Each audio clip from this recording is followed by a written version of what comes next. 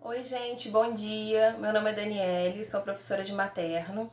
Nós já nos encontramos no dia 14 de março, que foi a nossa primeira aula, mas devido à quarentena, a gente não está mais se encontrando pessoalmente. Então, nossas aulas passarão a ser virtuais, mas sem perder a qualidade.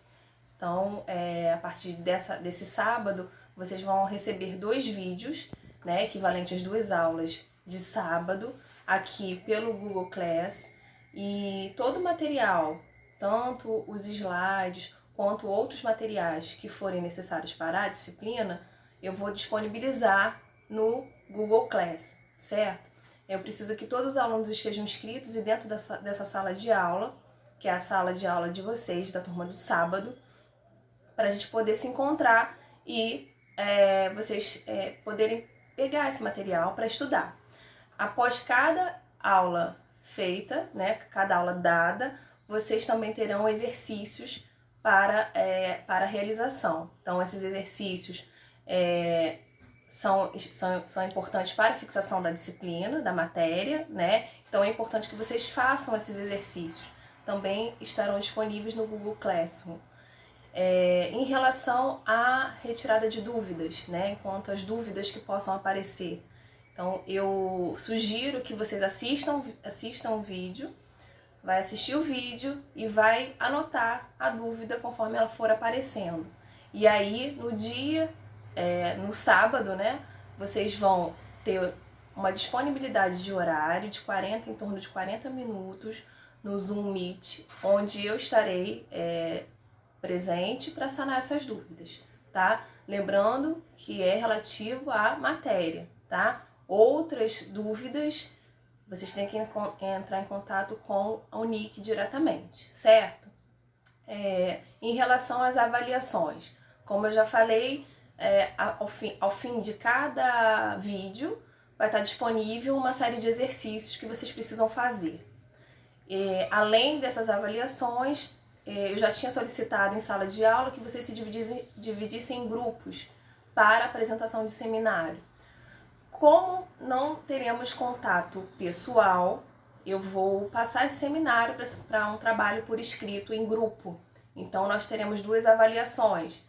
Essa avaliação do trabalho em grupo, que eu vou disponibilizar os temas para cada grupo, por isso que eu solicitei ao representante de turma que me disponibilizasse os grupos já separados, né? Porque aí eu vou colocar o tema de cada grupo. E a outra forma de avaliação, eu vou querer uma resenha sobre o filme O Renascimento do Parto. Então, serão 2 avaliações. Essa avaliação de trabalho em grupo e a outra sobre a resenha do Renascimento do Parto. Essa resenha é individual, somente o trabalho que era um seminário e agora passou a ser um trabalho por escrito, que é em grupo, tá? Então vocês precisam entregar em grupo, certo? Qualquer outra dúvida, nós nos encontraremos no Zoom Meet no sábado, tá? E aí vocês vejam lá o horário, acredito que seja 11 horas da manhã, tá? Mas confirmem direitinho lá no Nick. Então, hoje, o que a gente vai estudar? Eu vou relembrar alguns pontos que nós já discutimos na primeira aula, tá? Então, vou relembrar. Essa aula já foi dada, então é só para pegar um gancho, porque a gente ficou uma semana afastado. E a partir do que a gente já discutiu, a gente vai entrar na matéria nova, tá, gente? Então, prestem atenção, escrevam as dúvidas, qualquer coisa estou disponível, certo? O nosso contato sempre via Google Classroom, tá? Então, sempre através desse dispositivo, tá certo? Então, vamos às aulas, prestem atenção e vamos lá.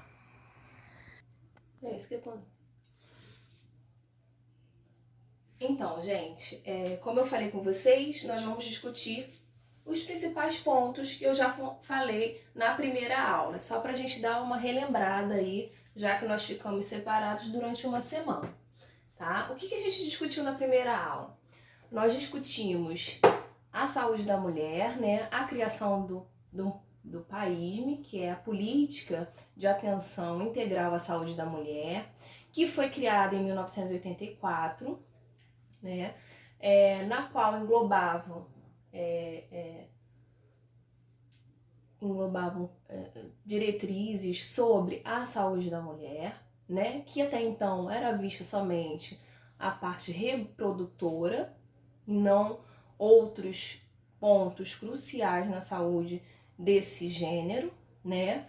E posteriormente a criação da Política Nacional de Atenção Integral à Saúde da Mulher, que além do direcionamento do PAISME, inclui também mulheres que não estavam dentro desse quadro. Exemplo, mulheres que vivem dentro dos presídios, as indígenas. Então, essa política se amplia na medida que proporciona direitos a essas mulheres também. Lembrando que essa política ela visa a integralidade do cuidado, né, voltada para essa parcela da população, que tem especificidades físicas, biológicas e sociais. Além disso, essas políticas vêm para garantir o direito dessas mulheres, né? Então, direito ao trabalho, à licença maternidade, ao cuidado integral, né? Voltados para o câncer de mama, câncer de colo de útero, entre outros, né? Por que foi criada essa política? Porque o principal objetivo é reduzir, né, a morbimortalidade dessas mulheres por causas preveníveis e evitáveis. Então, se você faz o cuidado de prevenção, né, lá na atenção básica, você tem melhores resultados na qualidade de vida dessas mulheres, dessa parcela da população, certo? Isso a gente discutiu na primeira aula. O que mais a gente discutiu? Então, fora a parte de legislação, nós também falamos um pouco sobre o sistema reprodutor feminino, né? E toda a sua constituição dos órgãos internos e externos.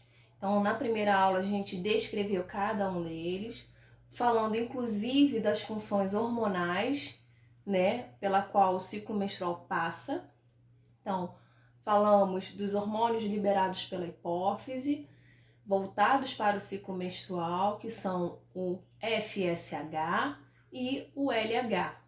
E também falamos um pouco sobre os hormônios liberados pelos ovários, então o estrogênio e a progesterona, tão importantes nesse momento em que o corpo da mulher passa. Lembrando também um pouco mais sobre essa transição em que a menina, né, quando passa para a vida adulta, que a gente chama de puberdade, onde esses hormônios vão começar a ser secretados em corrente sanguínea.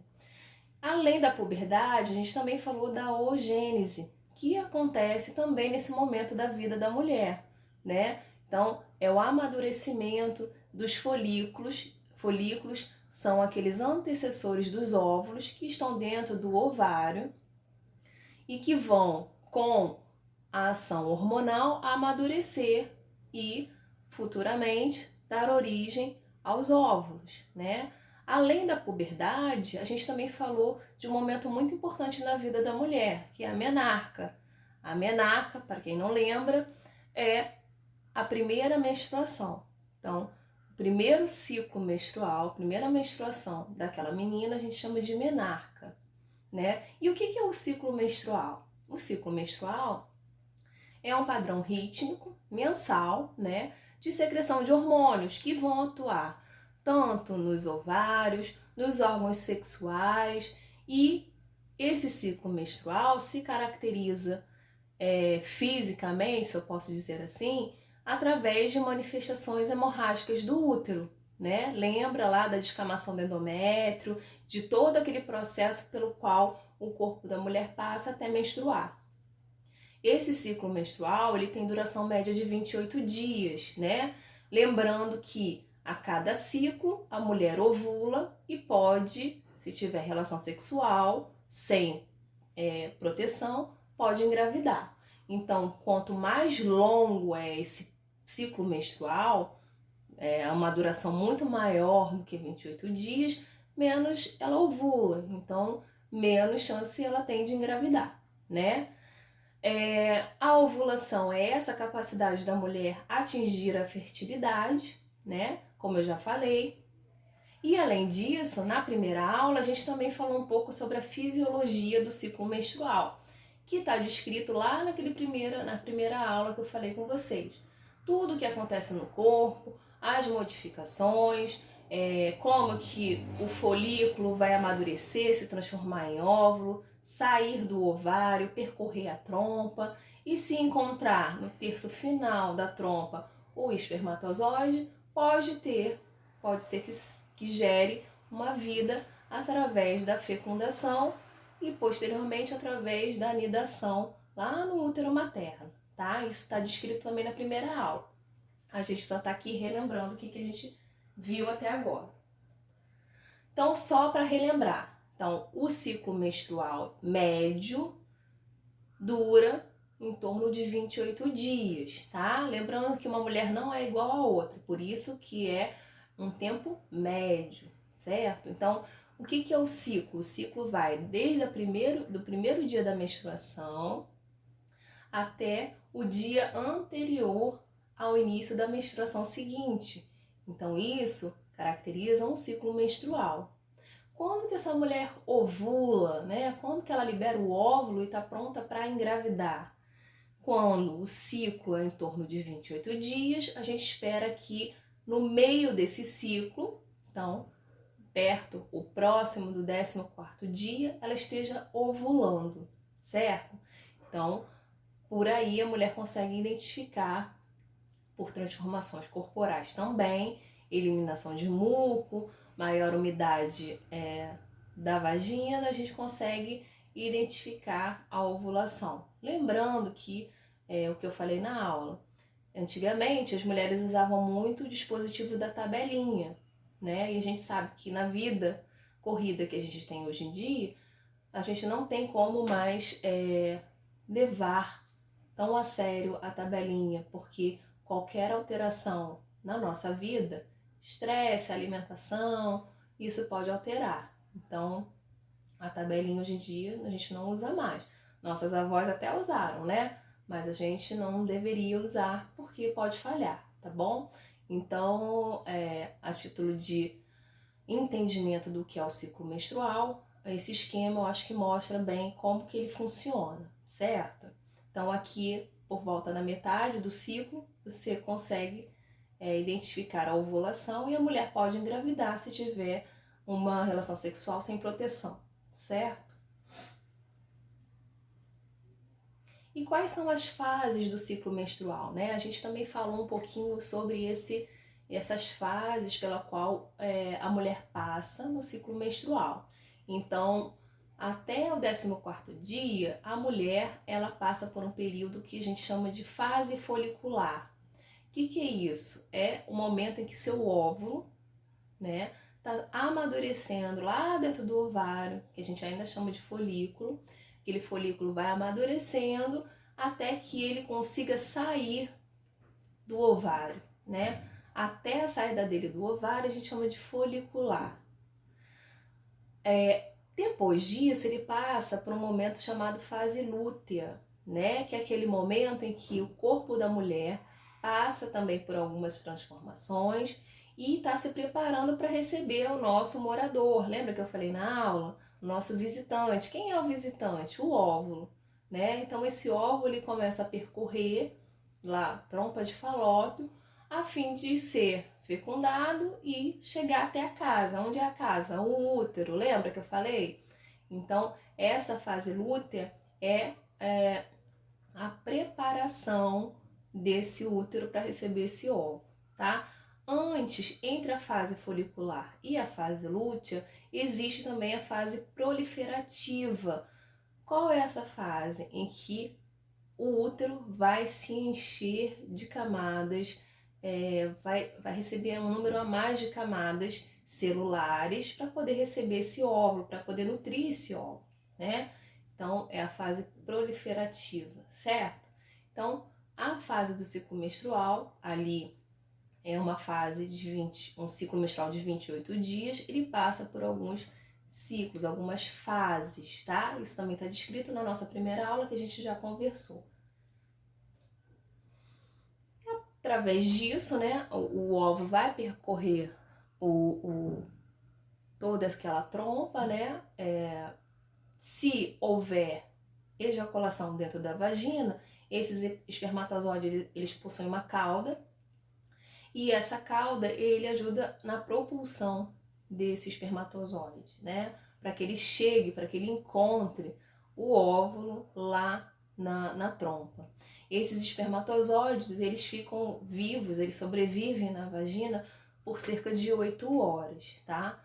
E dentro do útero e das tubas eles conseguem viver ainda 2, 3 dias, tá?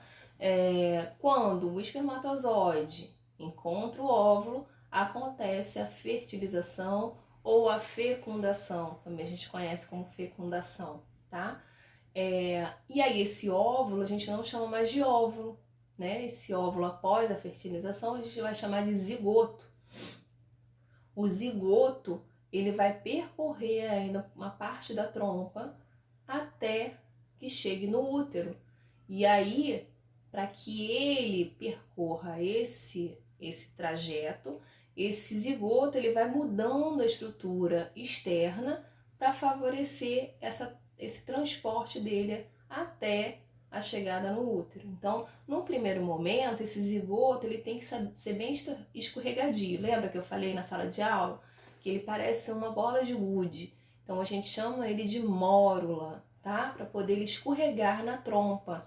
O zigoto ele não pode se aderir na trompa, né? A gente não tem como gerar uma vida dentro da trompa. Quando a gente tem uma fixação desse zigoto na trompa, a gente chama de gravidez ectópica, que a gente vai ver mais adiante, tá? Então, para ele ser escorregadio, ele muda sua conformação externa e ele passa a ser chamado de mórula. Quando ele vai chegando lá no fundo do útero, ele começa a mudar sua conformação novamente e passa a ficar mais grudento, retentivo. Então, esse zigoto vai receber o nome, então, agora de blastocisto, porque ele precisa grudar naquele útero, tá? O blastocisto, ele vai percorrer e vai chegar numa determinada parte do útero, onde ele vai se agarrar, se implantar. Essa implantação do zigoto no útero a gente chama de nidação, que vem de ninho, né? O útero nada mais é do que um ninho para aquele zigoto. Então a gente chama de nidação. Isso leva em média de 1 a 3 dias depois do encontro do espermatozoide com o óvulo, tá, gente? Então a gente precisa lembrar aqui, ó, tem um desenho que mostra bem isso. Essa ilustração ela mostra bem isso. A saída do óvulo, lá do ovário, ele percorrendo, né, a trompa, o encontro do espermatozoide com esse óvulo e a fusão desses núcleos. O núcleo do óvulo com o núcleo do espermatozoide é rico em material genético que vão se fundir e aí vão formar a vida, vão formar um zigoto, depois um embrião, certo? Então ele ainda percorre a trompa, né, se transformando em mórula, em blastocisto, e aí ele no final ele nida, ele gruda, tá certo? Que é esse momento aqui, ó, que ele tá grudadinho aqui no útero, ok? E aí, a partir desse momento, a mulher passa a ser gestante. Se houve encontro do espermatozoide com o óvulo e ele nidou lá na cavidade uterina, isso quer dizer que a mulher está grávida, está gestante, né? Essa gravidez, gente, a gravidez de modo geral, né? Ela representa um evento fisiológico. Todo mês a mulher está pronta para engravidar, todo mês ela ovula, tá? Se ela não estiver tomando nenhum remédio ou não tenha nenhuma patologia, tá? Então essa gravidez é um evento fisiológico que é caracterizada por essa fecundação ou fertilização, né? Durante a gravidez há a sanidação. Durante a anidação, são liberados diversos hormônios que favorecem o implante, a fixação desse zigoto lá no útero. Então, quando há liberação desses hormônios, um desses hormônios que também são liberados por esse zigoto é a gonadotropina coriônica, que é o beta-HCG. Esse beta também vai estar intimamente relacionado à formação da placenta, tá? Então, a placenta é fundamental para a sobrevivência do embrião dentro do útero, porque é ela que vai fazer as trocas entre a mãe e o feto, né? Trocas gasosas, nutricionais, de células de defesa. Então, é importante que essa placenta funcione bem, certo? Então, a mulher, depois que teve a relação sexual, que teve a fecundação, né, que houve a anidação e a liberação do beta-HCG, começa a dar sinais, né, de que está grávida. Esses sinais é dividido didaticamente pelos autores em sinais presuntivos, prováveis e de certeza. Então, os sinais presuntivos são sinais muito gerais, que não indicam com certeza a gravidez. Quais são eles? Então, náuseas, vômitos, ausência de menstruação, crescimento de volume mamário. Então, assim, são sinais sugestivos que não dão certeza ainda da gestação. Existem ainda sinais prováveis, que estão mais próximos da certeza. Então, o crescimento abdominal, o abdômen começa a crescer mais, né? E a mulher começa a sentir mais outras mudanças corporais. E o sinal de certeza vem com a ausculta do batimento cardíaco fetal, né? E com a visualização do embrião, através do quê? Da ultrassonografia, certo? Então, o sinal de certeza se dá através da batimento cardiofetal e visualização de partes fetais através de exames de imagem, que é a ultrassonografia, tá? Um sinal provável também é através do beta-HCG, tá? Então, a mulher pode fazer o beta, pode dar aumentado, e aí ela faz um exame para complementar essa informação, que geralmente é uma ultrassonografia, certo? Então, aqui mais uma vez uma ilustração para mostrar como que acontece essa implantação e a liberação enzimática para posteriormente se dar a criação da placenta, ok? A partir daí, acontece simultaneamente o desenvolvimento fetal.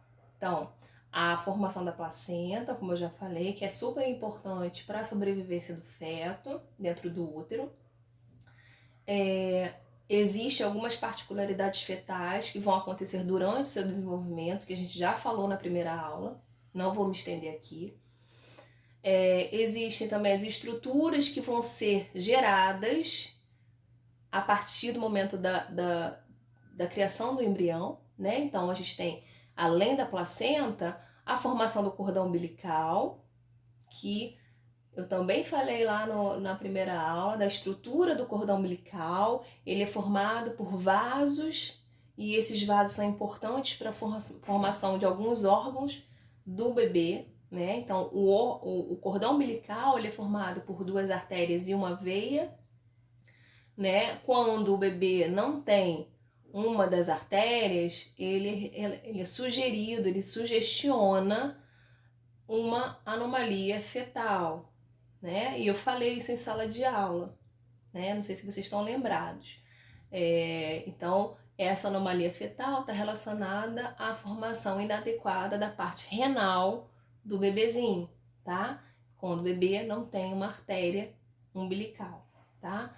Outra estrutura importante para a formação do embrião é a bolsa amniótica, que é onde o bebê fica dentro até o nascimento. Dentro dessa bolsa vai estar o líquido amniótico, né? O bebê fica ali dentro desse líquido protegido. Além dele ter estruturas de amadurecimento para o feto, né? Ele também ajuda no amortecimento de tração, de algum impacto que essa gestante possa ter durante a gestação.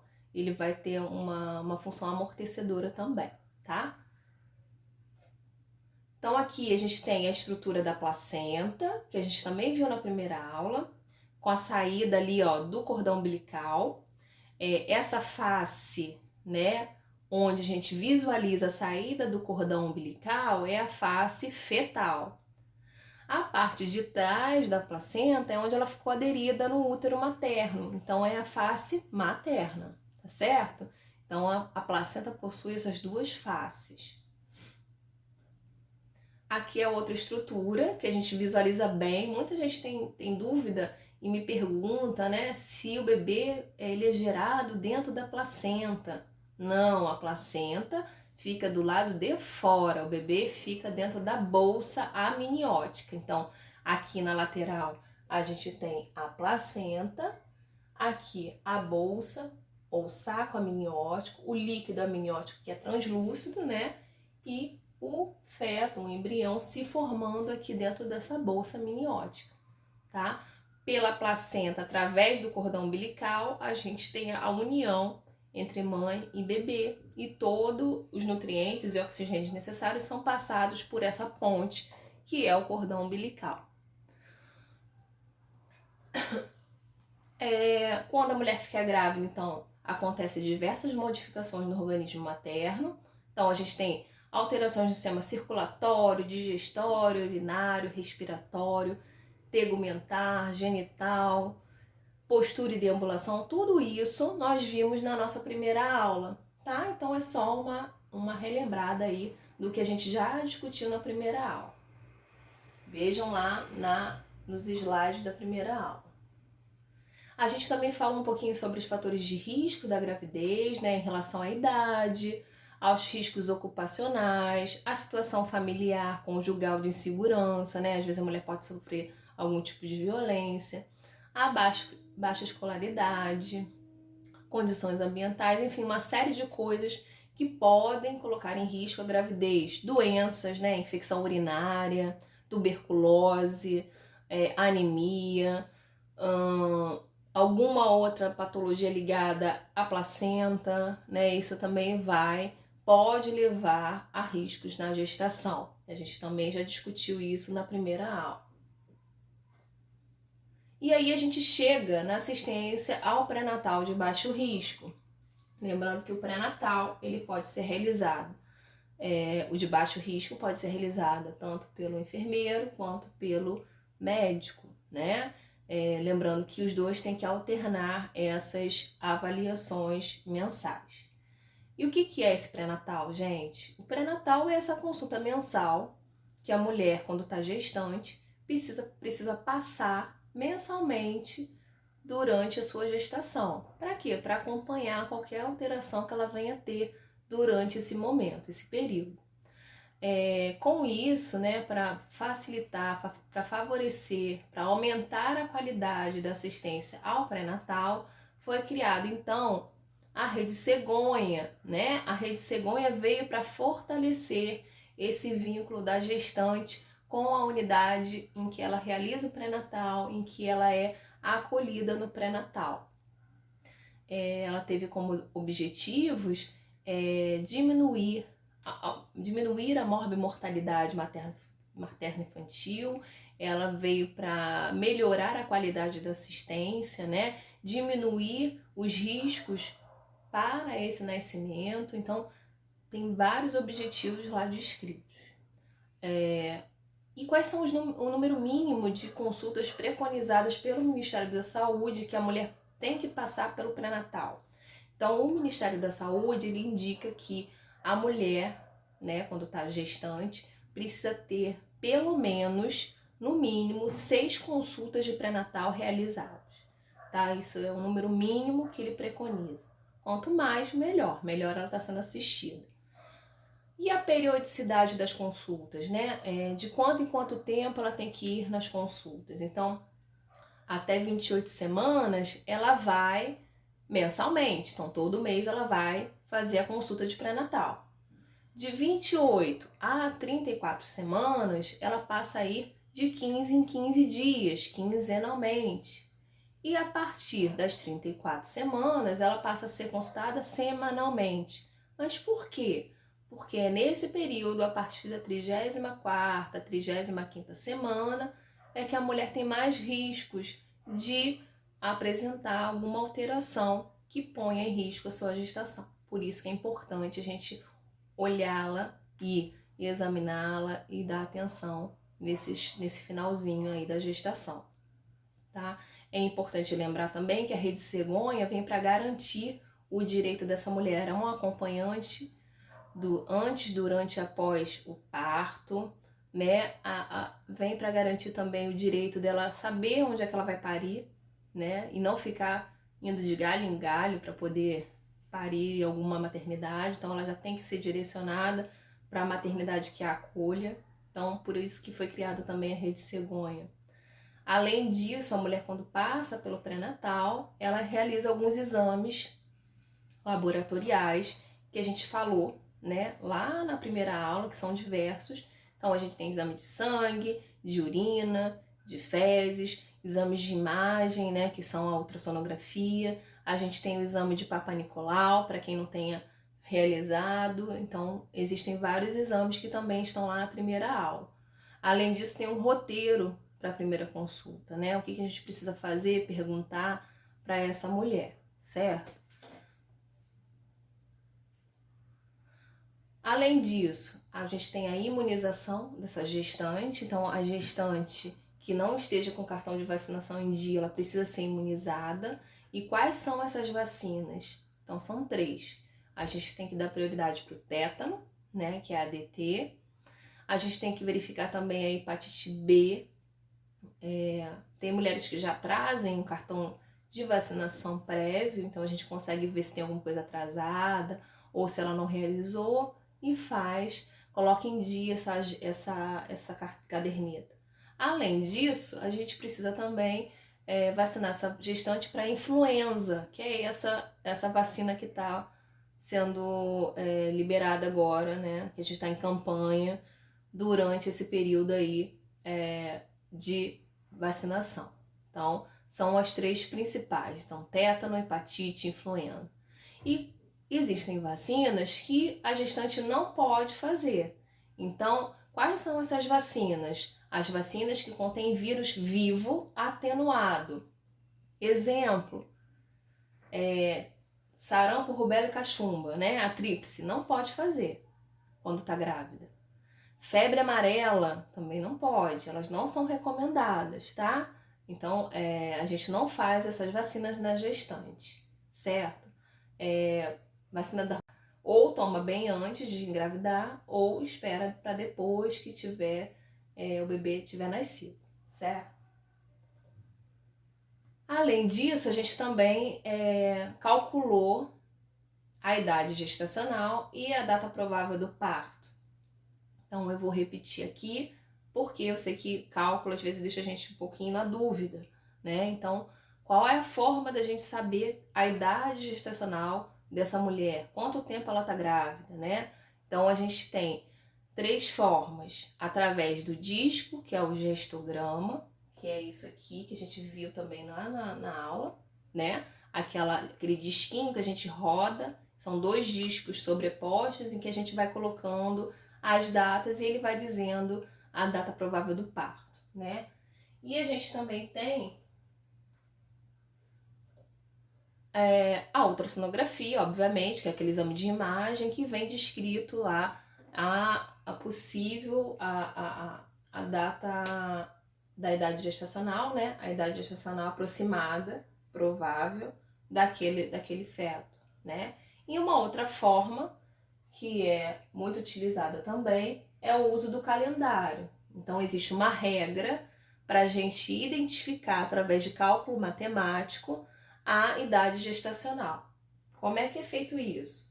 Primeiro, a gente precisa saber a DUM, data da última menstruação. DUM é a data da última menstruação.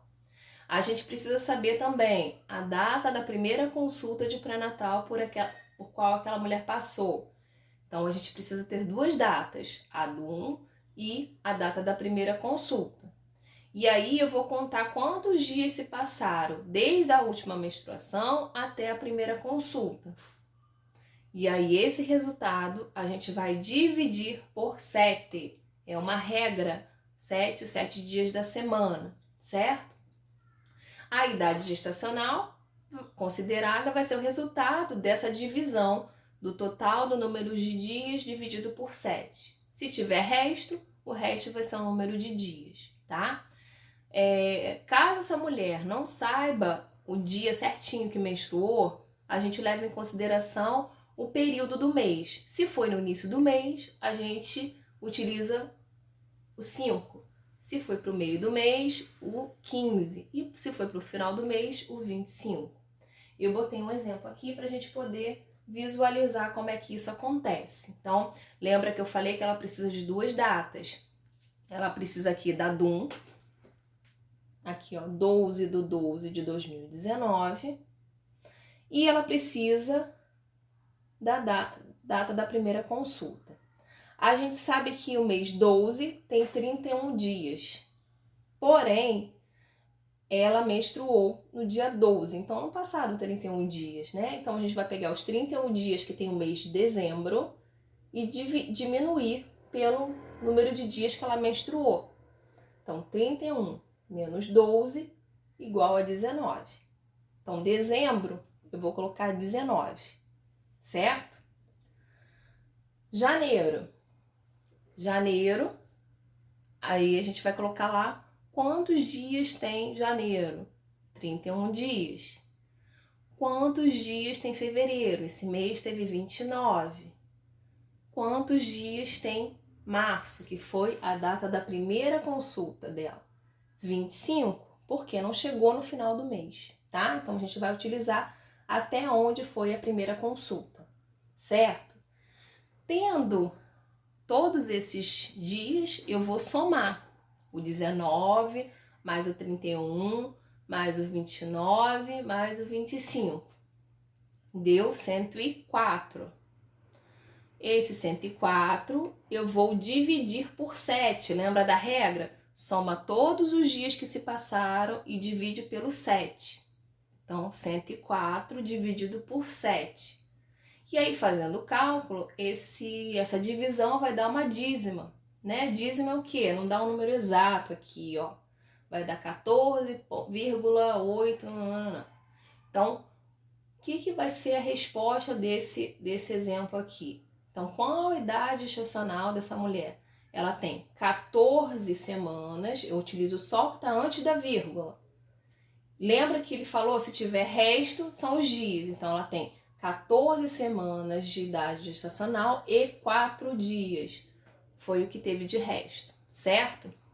Então, a gente vai utilizar essa regrinha para saber quanto tempo a mulher tem de gestação, ok?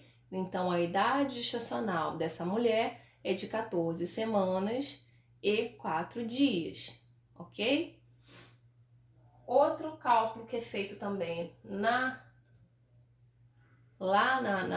no pré-natal é a data provável do parto, que a mulher fica muito ansiosa para saber quando o bebê vai nascer, né? A gente sabe que a duração média da gestação é de 280 dias ou 40 semanas a partir da data da última menstruação, do 1.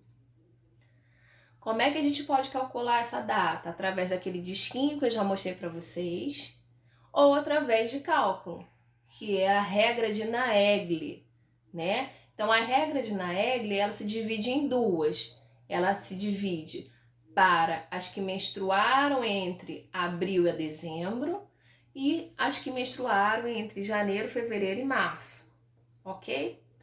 Então, vou passar aqui para o exemplo, que é melhor para a gente ver. Olhem para o exemplo 1. Ali ele está dizendo que a data da última menstruação foi 1º/12 de 2011. Então, o que ele está dizendo aqui? Que ela faz parte desse primeiro grupo, que ela menstruou entre abril e dezembro, certo? E o que ele diz para esse mês aí? O que tem que fazer? ele fala que tem que somar 7 dias ao primeiro dia da última menstruação e subtrair 3 meses do que ocorreu a última menstruação. Então, o que é isso? 1º de 2011 foi a data da última menstruação dela. Então, põe ali, 1º de 2011. Ele fala para somar 7 nos dias. Onde são os dias? Embaixo do 1. Então, 1 mais 7 igual a 8. Qual é a outra regra? Diminuir 3 dos meses. Onde estão os meses? No 12, né? Então, 12 menos 3 igual a 9.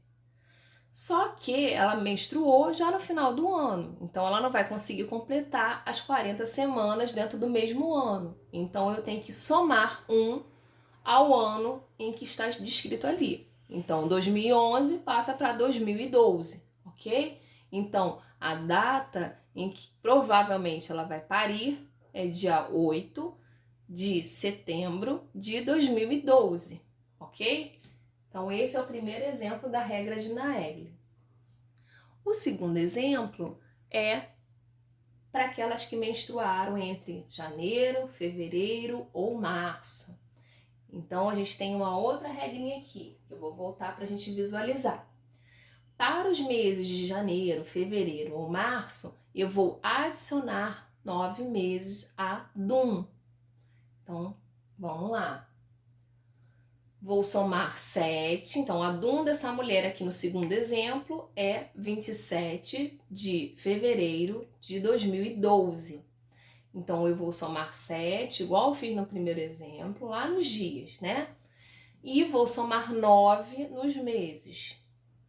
Lembrando que como ela menstruou, né, logo no iniciozinho do mês, ela consegue completar os 9 meses, ou os 280 dias, ou as 40 semanas dentro do mesmo ano. Então, por isso eu não vou somar nada nesse ano, né? Vai ficar o mesmo ano. Então, ali somando, ó, 27 mais 7, 34. Preste atenção nesse 34. 9 mais 2 igual a 11, né? Então, ficou 34 do 11 e não vou mudar o ano, né? Vai permanecer 2012. Aí você vai me perguntar, professora, não existe 34 do 11. Não existe. Essa data não existe. Então, qual é a regrinha? 34 do 11 eu vou permanecer com o numeral, né? Ali, ó, 4. E vou somar 1 nos meses. Então, 34 do 11 vou tirar os 3, permanece o 4 e passo 1 para cá. Do 11 passa para 12. Certo? Então, é essa a regrinha, a segunda regrinha, ok? E aí, a gente fecha essa parte dos cálculos, né? Lembrando também que lá no pré-natal existe o exame físico dessa mulher, né? Em que a gente verifica o peso e a altura. Então, o técnico de enfermagem tem que pesar, tem que medir essa mulher, verificar a pressão, né? Fazer a inspeção da pele, de mucosa, se tem alguma lesão. Pode fazer também a ausculta cardiopulmonar, né? Verificar a frequência cardíaca. E aí, já dentro da sala onde ela vai ser examinada, a gente pesquisa membros inferiores, se tem algum edema, né? Em face, região sacra, membros inferiores, e vai descrevendo isso em prontuário. A gente também realiza o exame físico obstétrico, né? Que a gente verifica as mamas, a gente palpa as mamas, faz medidas de altura uterina, ausculta do batimento cardiofetal, inspeção dos órgãos genitais externos. O toque vaginal não é feito pela enfermagem, né? É feita na hora do parto, então a gente não faz isso. É só questão de conhecimento mesmo do que pode realizar no exame físico obstétrico. Depois dessa primeira consulta, é importante já deixar agendado as consultas subsequentes. Então, sempre quando ela retornar, a gente vai fazer uma anamnese atual, né? Descrevendo as principais queixas que ela tiver, vai verificar a caderneta de vacinação, se ela tomou a vacina, se não tomou, se está faltando alguma. vai verificar os resultados de exames, né? Todos aqueles exames que ela já fez, que foi solicitado na primeira consulta.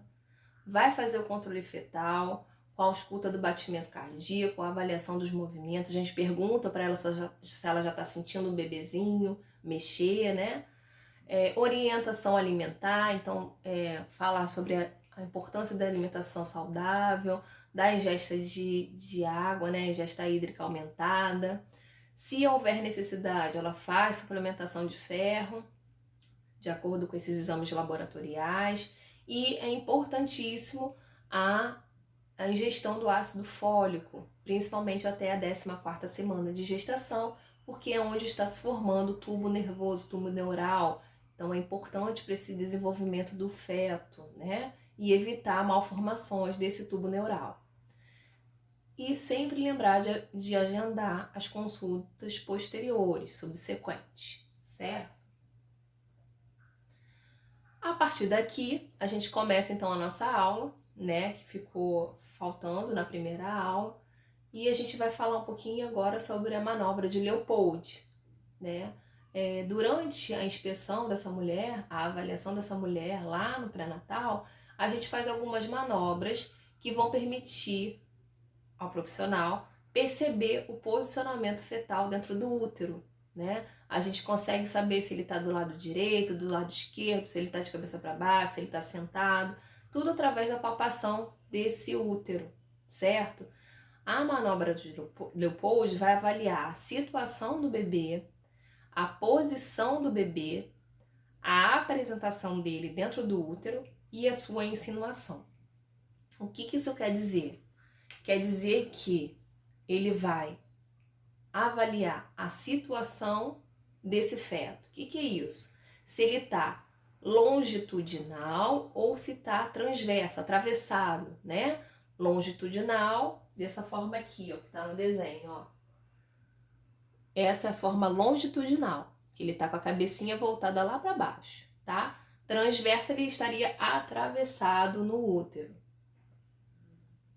Outra avaliação da manobra que é feita através da manobra de Leopold é a posição do bebê. Se o feto está do lado direito ou do lado esquerdo do útero. Aqui, ó, posição, se ele está do lado com as costinhas do lado direito ou com as costinhas do lado esquerdo, tá? Então, isso através da palpação desse fundo do útero.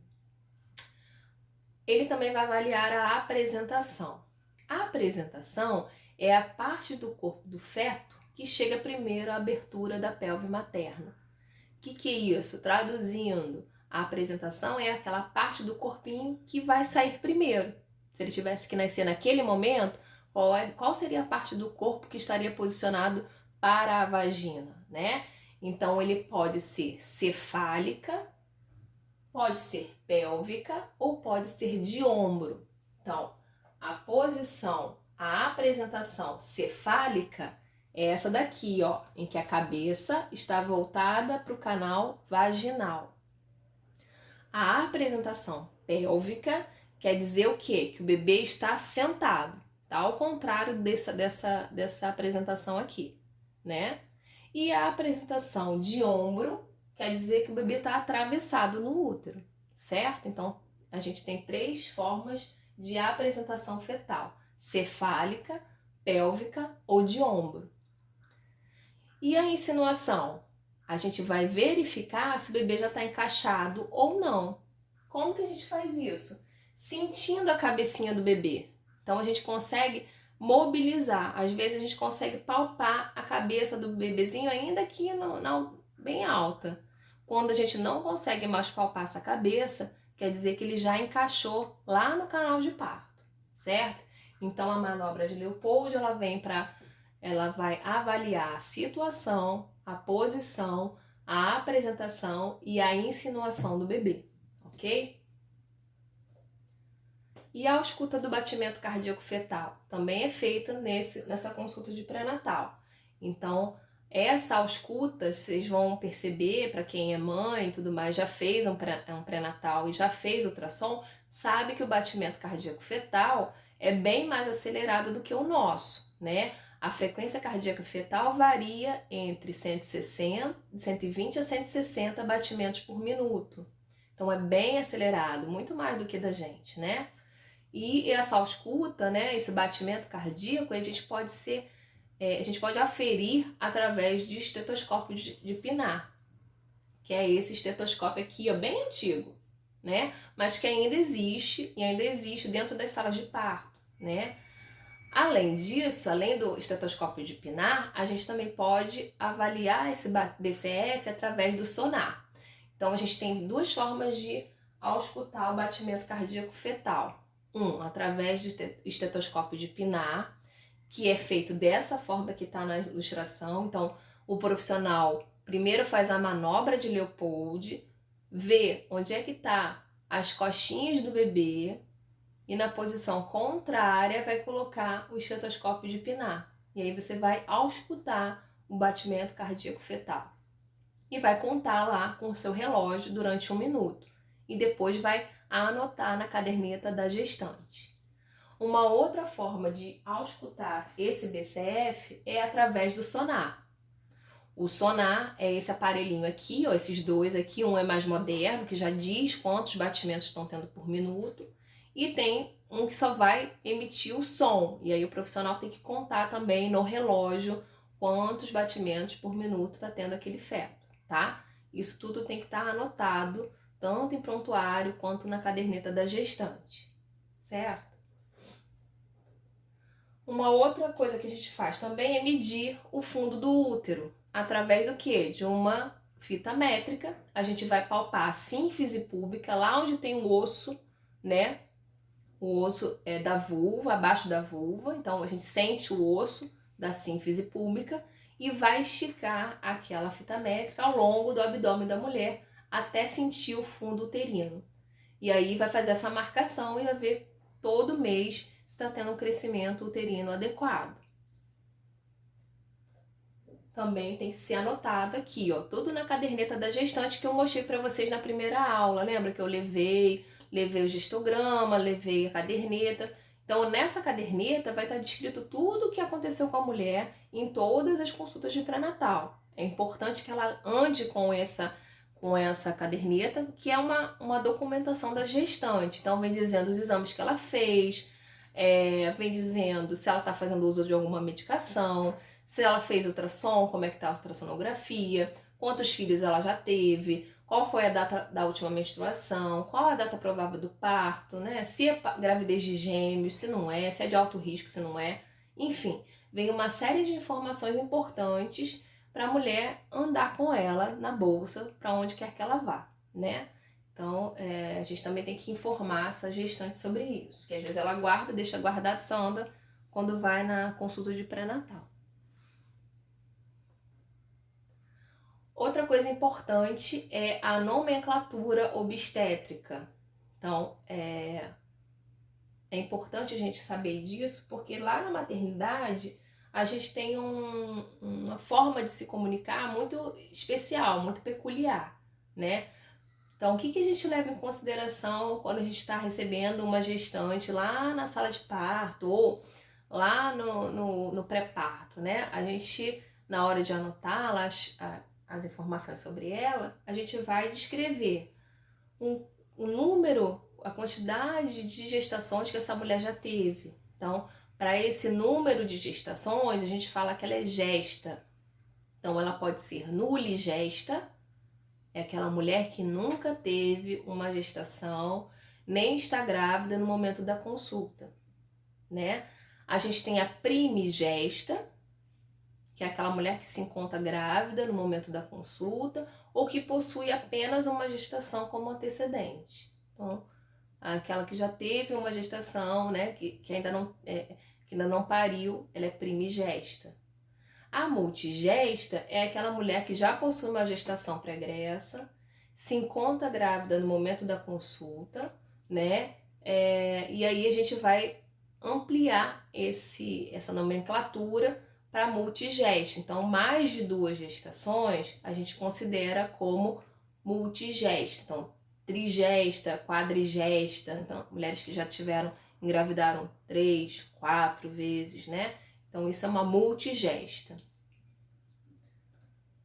Em relação ao número de partos, a gente tem o para. O para quer dizer partos, né?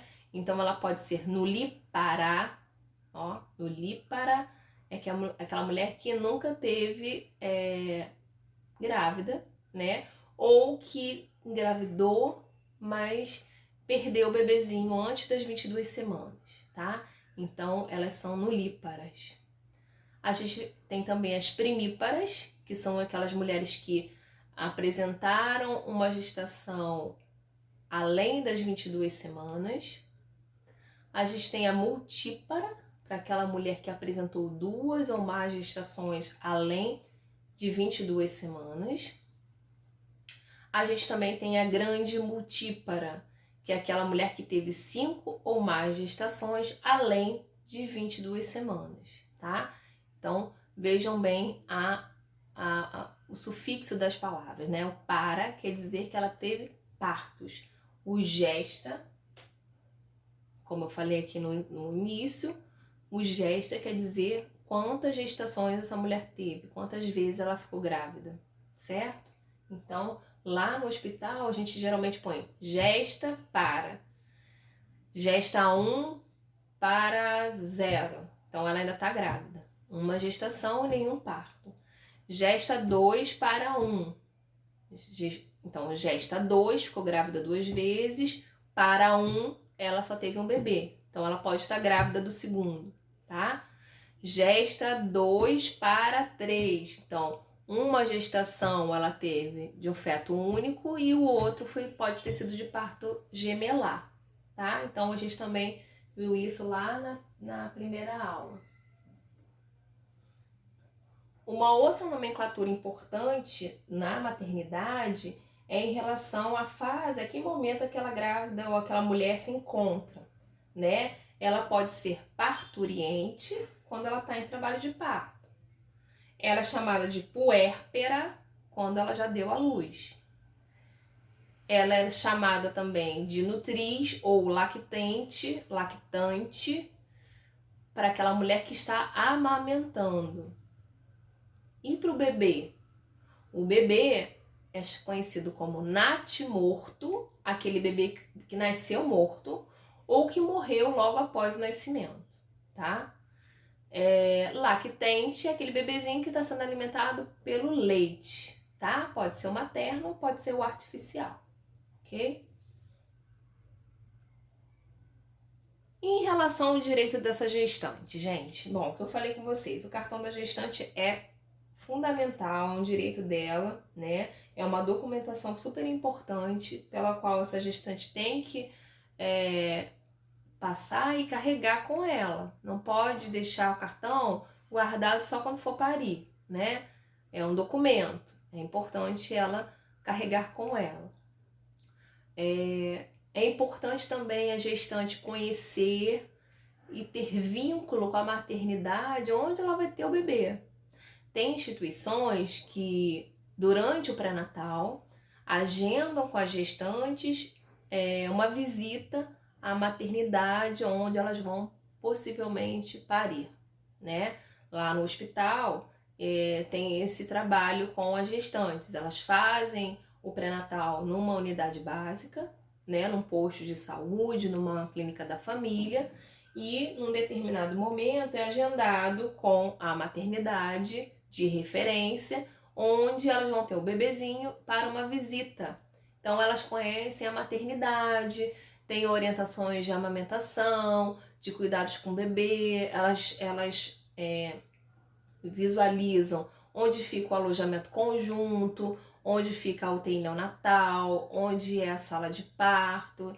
Isso tudo traz mais confiança para essa gestante, né? A gente sabe que é um período que ela passa de muita ansiedade, de medos, que a gente já também tinha falado na primeira aula. Então é importante para minimizar esses sentimentos, né? É importante também dizer que essa mulher tem estabilidade no emprego, desde a confirmação da gestação até 5 meses depois que ela tiver o bebê, ela não pode ser mandada embora do emprego, tá? É um direito trabalhista, não pode. a empresa pode ser multada em relação a isso. Infelizmente, a gente sabe que acontece, que existe da mulher, ao retornar da licença maternidade, às vezes ela é desligada da empresa, mas ela não deveria ser, né? Tá na legislação.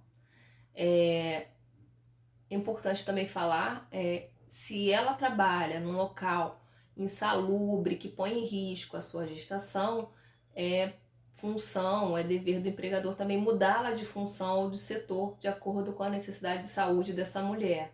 Então, para isso, ela precisa passar por um médico, para ter um atestado em que ela precise mudar de alguma função. Às vezes ela trabalha num local mega insalubre, de fábricas de produtos químicos, não sei, né? Então, ela precisa mudar de função ou de setor de acordo com a sua necessidade de saúde e com garantia de retorno após o nascimento, né? Ela precisa ser dispensada do trabalho para consulta e exame, né? Ela precisa passar por esses exames, então ela não pode ter a desculpa, né? Que ela tem que trabalhar e tudo mais, então ela precisa ter a dispensa do patrão para poder passar pelas consultas, não pode ficar sem acompanhamento médico. Ela tem direito a uma presença de um acompanhante durante o trabalho de parto, no parto e no pós-parto imediato. Isso está na lei. Ela tem direito à presença de qualquer pessoa que ela queira. As pessoas têm em mente que é só o companheiro, e não. Se ela não quiser o companheiro, pode ser a amiga, a mãe, a tia, a avó, quem ela eleger naquele momento. Então, durante o trabalho de parto e pós-parto. A gente sabe que tem algumas maternidades que são muito antigas e que não comportam uma quantidade muito grande de pessoas dentro dessa sala. Mas a gente precisa levar isso em consideração, nem que a pessoa entre na sala de parto e no momento do parto ela fique num canto mais afastado, mas ela precisa ter o suporte dessa pessoa que ela confie. É direito dela. No alojamento conjunto também ela tem direitos a acompanhamento, né, acompanhante, sempre que possível, né, porque às vezes nem ela tem alguém disponível para ficar com ela lá nas 24 horas, né, mas ela também tem direito a isso. Em relação à licença maternidade, então, a legislação diz que a gestante tem direito a 120 dias de licença após o nascimento, ou a partir do 8º mês de gestação. E aí brigou-se muito, lutou-se muito pelos 6 meses de licença maternidade. Isso está em lei, só que algumas empresas ainda não seguem isso, né? Da licença maternidade de 6 meses. O que as mulheres costumam fazer e os profissionais, né? Que ela tenha 120 dias de licença e pelo menos mais um de aleitamento, já que o aleitamento materno exclusivo é indicado, né, que ele seja exclusivo durante 6 meses. Então é meio que contraditório você ter que voltar com os 4 meses de licença, sendo que o desmame só deve ocorrer em torno do 6º mês de vida da criança. Para aquelas mulheres que estão amamentando, elas têm direito a 2 descansos diários de 30 minutos para amamentação, até o 6º mês de vida, tá, da criança. Então precisa ter um local em que ela possa fazer a ordenha desse leite, o armazenamento, se possível, desse leite, ou tem instituições que tem a creche, né, que a criança fique, e aí a mulher pode tirar 30 minutos, dois períodos de 30 minutos para amamentar essa criança, tá? Além disso, para aquelas mulheres que passaram por períodos de abortamento, elas têm direito a 2 semanas de repouso em casos de abortamento. Então é importante também informá-las, né, nesse momento também ruim do abortamento, que nem todo abortamento é provocado, né? Então é importante informar essa mulher que ela tem uma licença, né, um repouso, tem direito a 2 semanas de repouso após o acontecimento do abortamento, tá? E aí, gente, eu quero passar para vocês um vídeo bem rapidinho sobre tudo que a gente falou até agora, tá? Então eu vou passar para vocês e a gente retorna daqui a pouco.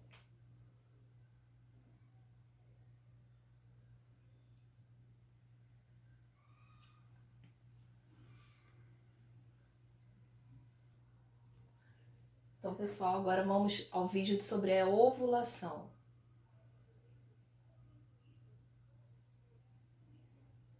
A ovulação é parte do ciclo menstrual em que o ovário libera um óvulo maduro ou óvulos. Dentro do ovário há centenas de milhares de folículos. Cada folículo é uma bola oca de células imaturas com um óvulo imaturo no centro. O ciclo menstrual normal de 28 dias começa no primeiro dia de sangramento menstrual. Durante os primeiros 7 dias do ciclo, alguns folículos começam a crescer ao mesmo tempo. Estes folículos amadurecidos secretam o hormônio estrogênio na corrente sanguínea para preparar a parede do útero para a gravidez.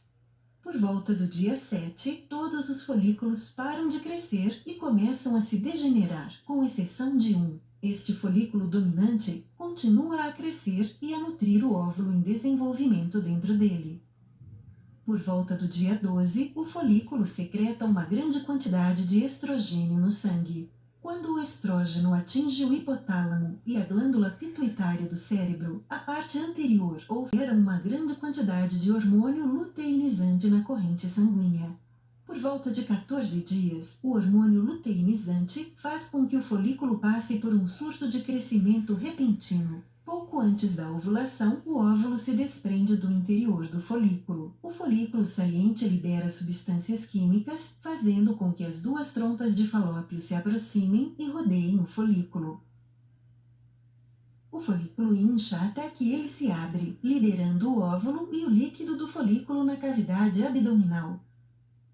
Por conseguinte, as fímbrias, pequenas projeções no final da trompa de Falópio, passam rapidamente através do local da ovulação e recolhem os óvulos. Cílios microscópicos na superfície das fímbrias levam o óvulo até a entrada da trompa de Falópio. Dentro das paredes da trompa de Falópio, as contrações musculares empurram o óvulo em direção ao útero. Após a ovulação, o óvulo vive entre 12 e 24 horas. Portanto, para que uma mulher engravide, o óvulo deve ser fecundado por um espermatozoide durante esse período. Se não for fecundado, o óvulo se dissolve e é removido juntamente com as paredes do útero durante a menstruação.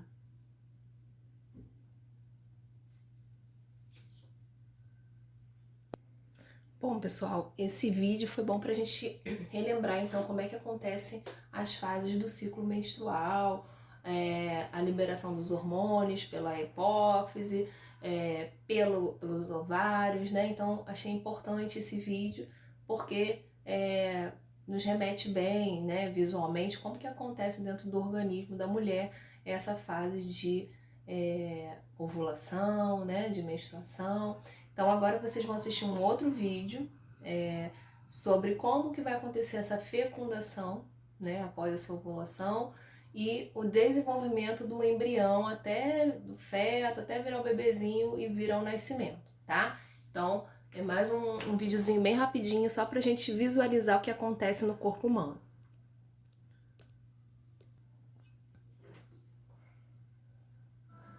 We're going to plunge into the heart of this mysterious and miraculous 9-month-long odyssey, the birth of a child.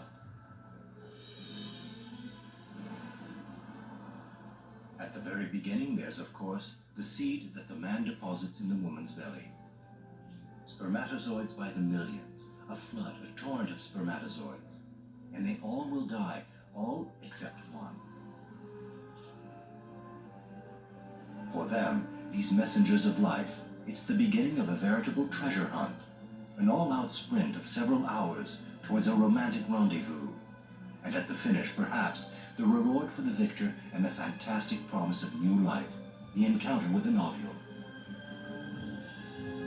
Propelled by their wriggling flagella, the spermatozoid advance past one obstacle after another. The vagina with its deadly acidity, the crowded bottleneck of the cervix, the womb itself. A real obstacle course. The most fragile, the misshapen, and the stragglers give up. The others get sidetracked and lose their way or get trapped. Here we have two diverging tunnels, two possible paths. But the thing is, only one of these paths leads to the ovule. In this frantic rush towards life, energy is not the only thing that counts. Luck and fate also play their part. There are strong currents that slow them down.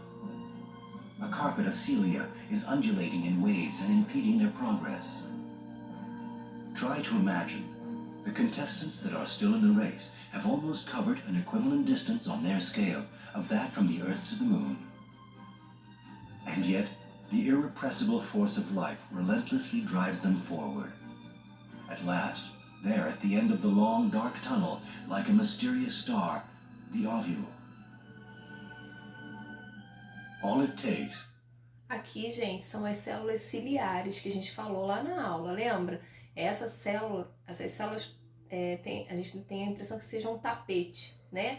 Por onde os espermatozoides deslizam, o óvulo também vai deslizar. Então, essas células que vão promover esse movimento dessas células dentro das trompas até a chegada no útero. Então, é importante a gente visualizar, né? Então, achei importante colocar esse vídeo para a gente visualizar. Vamos seguir observando aí as mudanças que acontecem. Is one spermatozoid, just one to reach the ovule, penetrate and merge with it, for the spark of life to be born. Each one of these millions of spermatozoids carries its own secret, and here is where the lottery of life is being played out.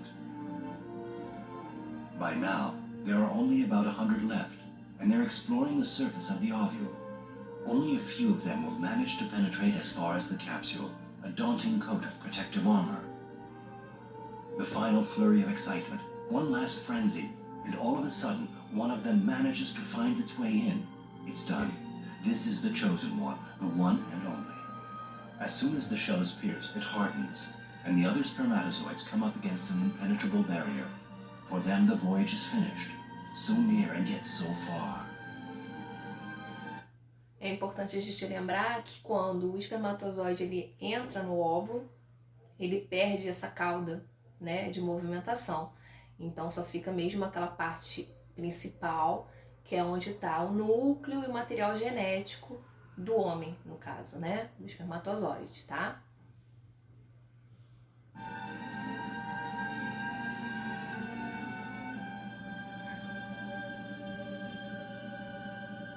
For the winner, the journey continues.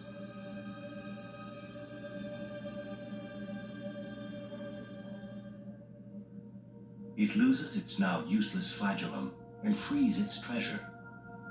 Manu's genetic inheritance unites with Barbara's. This union will result in a cell that is unique in the world. A dream of love, the fruit of desire, and already the beginnings of life. An egg. From this instant on, everything, or almost everything, is already determined. And then the process speeds up. A new life is getting organized. A new adventure is beginning. The egg immediately divides into 2, then 4, 8, 16, 32 identical cells. At the same time, it sets out on a long, slow voyage. On the 3rd day of its expedition, it plunges into the huge grotto that will become its home, the womb. Aqui a gente pode perceber a parte externa do ovo, como ele é mais liso, então para ele deslizar, né, a estrutura externa, ela fica escorregadia, né, é a mórula, né, então ele precisa escorregar.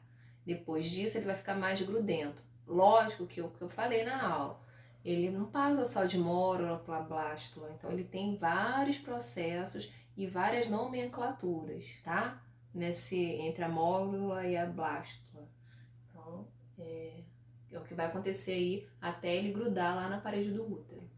On the 6th day, the egg leaves its protective shell and settles gently on the wall of this cozy protective refuge. It builds its nest where, barring any accidents, it takes up residence for 9 months. As the egg burrows into the supple wall of the womb, it undergoes a radical transformation. First, it sets up the connections with its environment. This will become the placenta, an interface that will handle the continual exchanges with Barbara's body. Meanwhile, at the center, a disc is forming. The egg is becoming an embryo. It's 14 days old, and it's not even as big as the head of a pin. A few days later, the embryo has grown considerably thicker. It is now settled in the center of two liquid-filled pouches. It is being convulsed by a flood of transformations, which start with the formation of the nervous system. A groove takes shape along its back. Then, like a hem, it folds over along its entire length and...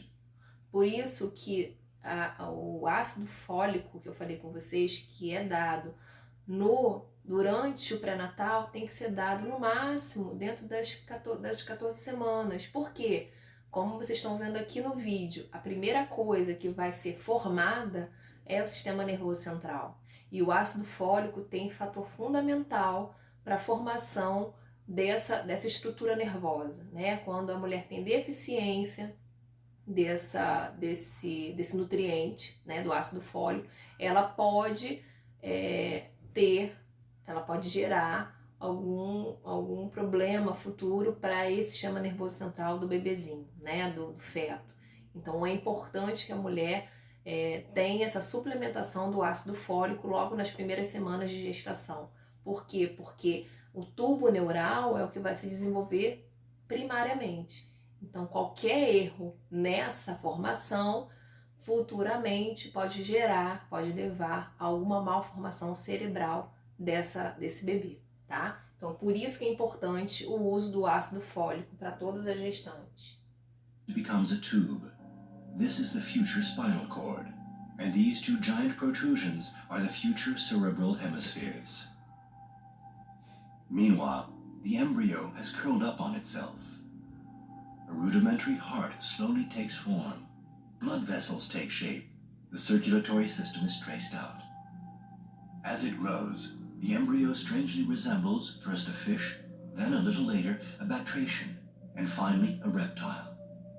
And all this is according to plan, for as the human embryo develops, it passes through all the stages of evolution of the species. It even still has its tail, which it will soon lose. In less than 4 weeks, the egg has grown from a single cell to several million cells, all perfectly coordinated with each other. For this tiny organism is the ingenious architect of its own construction.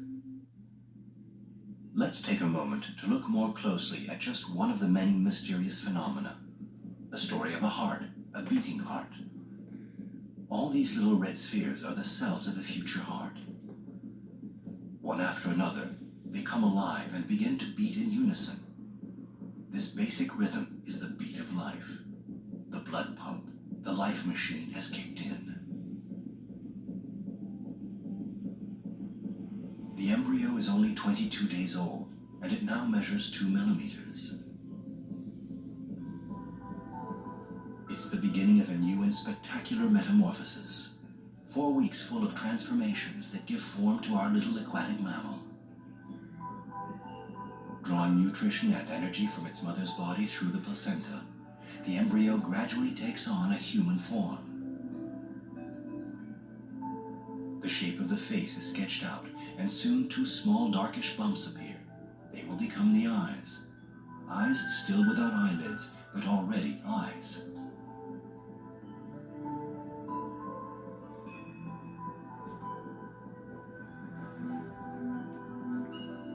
And little by little, all the other organs are taking shape. The cartilage, the muscles, and the tendons are gradually developing. The embryo is now 34 days old and is 5 millimeters long. Its growth has accelerated so much that it grows a millimeter every day. While the arms and the legs take shape, the tail, on the contrary, is gradually getting reabsorbed and will soon be replaced by the coccyx. The orifices of the mouth and nostrils form, and the neck becomes more slender.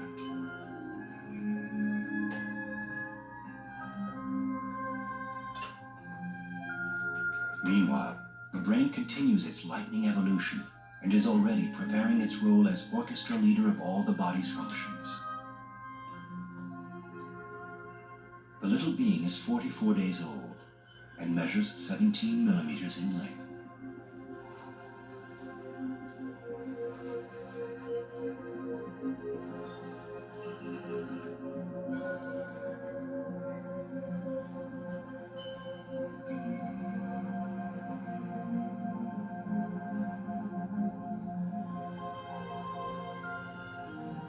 The eyes are edged with thin protective lids. The bones in the back solidify, the head straightens up. The heart, the main blood vessels, and most of the organs have settled into their permanent positions and begin to function. 60 days old, the embryo, which we'll call the fetus from now on, is 3 centimeters long and weighs just under 11 grams. Barbara is coming to the end of her 2nd month of pregnancy, and everything is going smoothly. Her child still has 7 months to grow in the warmth of her womb, in his protected world. Was that a distant echo of his parents' joy? Barbara and Manu's baby, who had been practically immobile up until now, all of a sudden starts to move. For the moment, they're no more than imperceptible twitches, too subtle for the mother to notice. To understand what's happening, let's try to take a look at the invisible. Let's try to get inside the brain of this future child. Here, with every passing minute, new neurons are being created by the thousands. And at the same time, these neurons are linking up with each other. This ingenious network will allow the fetus to control the muscles and all the organs with information transmitted in the form of electrical and chemical messages.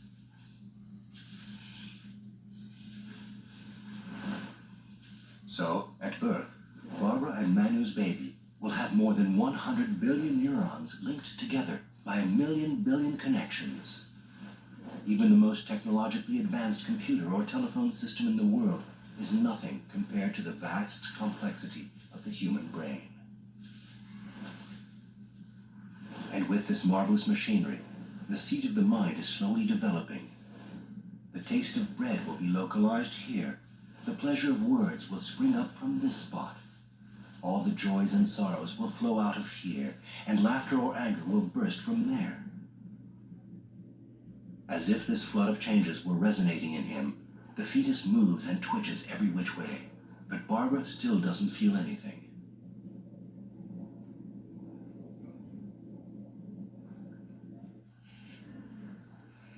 The meal Barbara has just eaten is heading down her esophagus.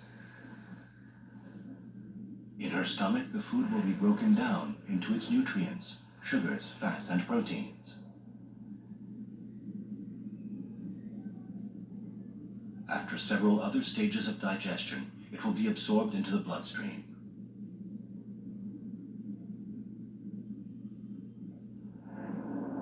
Then, these nutrients will go from the mother to the child, passing through the placenta, an amazingly efficient filter, for it rejects the components that are too large, like most bacteria, which could be harmful. The other smaller elements can pass through the barrier. Oxygen, sugars, fats, proteins, vitamins, minerals, and also, a word to the wise, alcohol and caffeine.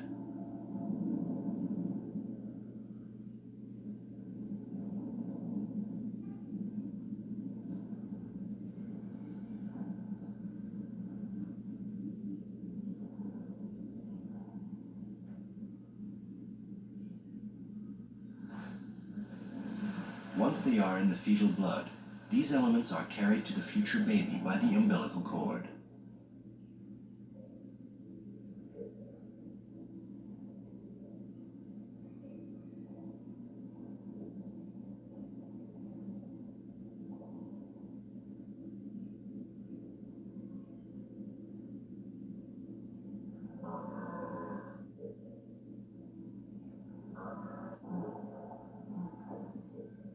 Julia is becoming more and more aware of her body and its position, the space around her, and her mother's movements.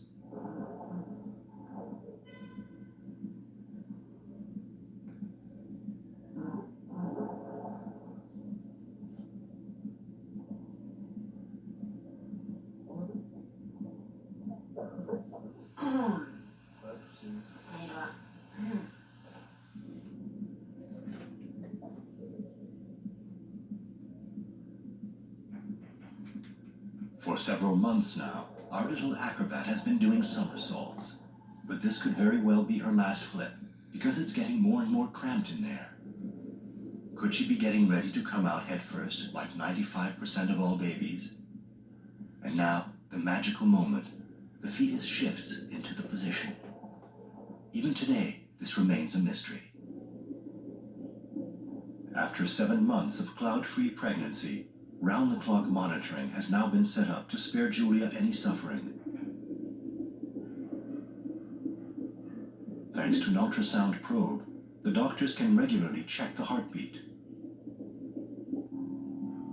The bones of Julia's skull are not yet fused together. Her head will be able to deform and adapt when she leaves the mother's womb.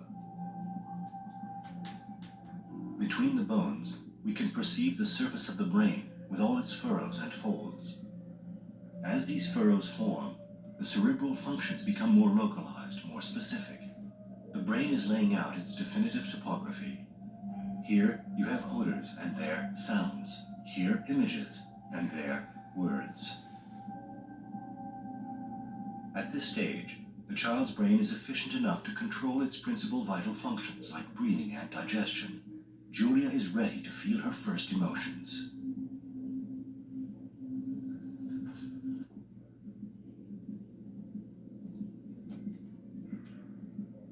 A first contraction, long and deep. Barbara and Julia embark on their labor. It's the beginning of birth. The baby's head is pushing against the cervix, which gradually shortens and dilates, and then, all at once, the waters break. Again. More. More. Keep going. Keep going. Okay. Rest. There. The baby really moved down. Let's go one last time. You can get her out now. Hold your breath and give a big push. Stop, don't push anymore. Hold it. Easy now. I have her little head. Open your eyes. Open your eyes. Let everything go. Reach down here. Reach your hands down. Take your baby.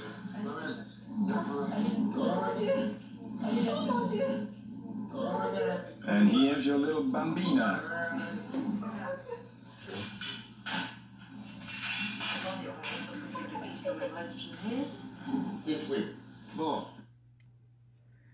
Bom, gente, então assim, esse vídeo serviu para a gente visualizar algumas estruturas, né, que a gente discutiu ao longo da aula, para observar como é que ocorre o desenvolvimento do feto dentro do útero, tudo que pode acontecer com ele, tudo que vai acontecendo ao longo dos meses, né, é importante a gente ter esse discernimento, saber que tudo que a mulher ingere, tanto alimentos, álcool, drogas, tudo isso é passado também para o bebê.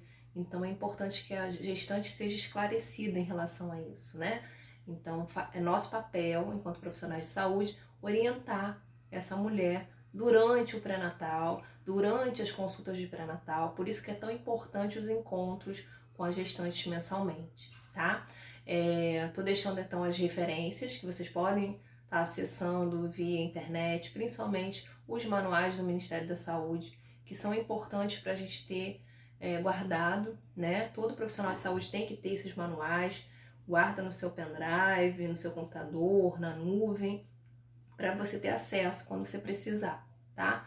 Então agora eu vou deixar um questionário para vocês fazerem, né? Como eu já tinha combinado com vocês, a cada aula vai estar disponibilizado um questionário para vocês responderem relacionado à aula que foi dada, tá? Então, qualquer dúvida, a gente se encontra no Zoom Meet, né?